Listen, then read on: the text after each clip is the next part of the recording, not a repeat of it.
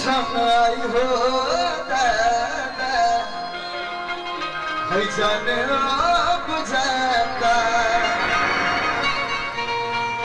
मोहब्बत बेचाता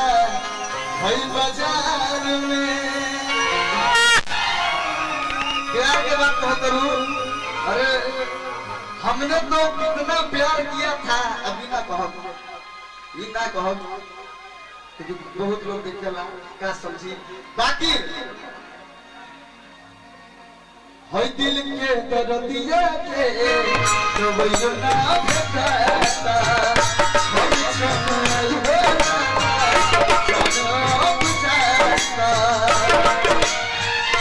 हम साच बोलता है ताली बजा के जरूर हमारा का आशीर्वाद दिया लो ये अभी ना दिल के दर्दिया के है तो वही ना भेटाता है मोहब्बत बेचाता अब बाजार में केहू पिएला जहरिया करो प्यार में।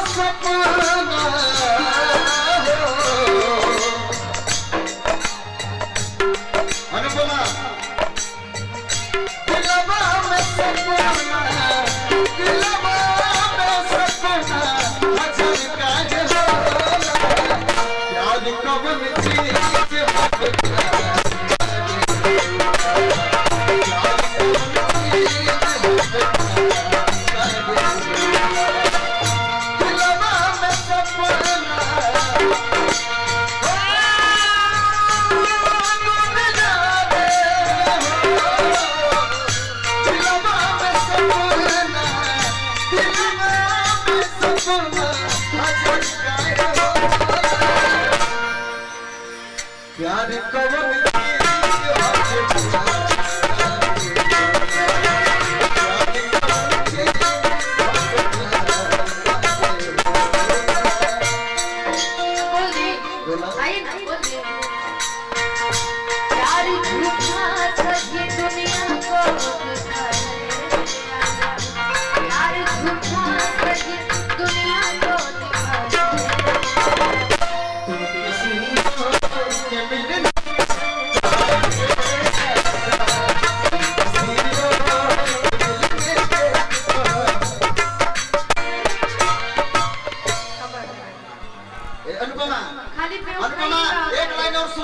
लोग बोलस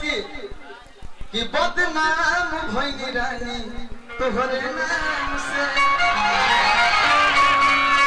लेकिन हम गावे निका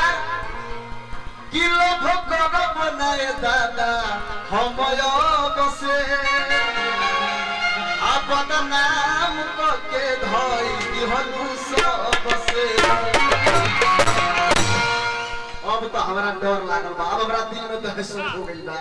अब हमसे ना होइले कि कहे के बा कि लोभ करब नाय दादा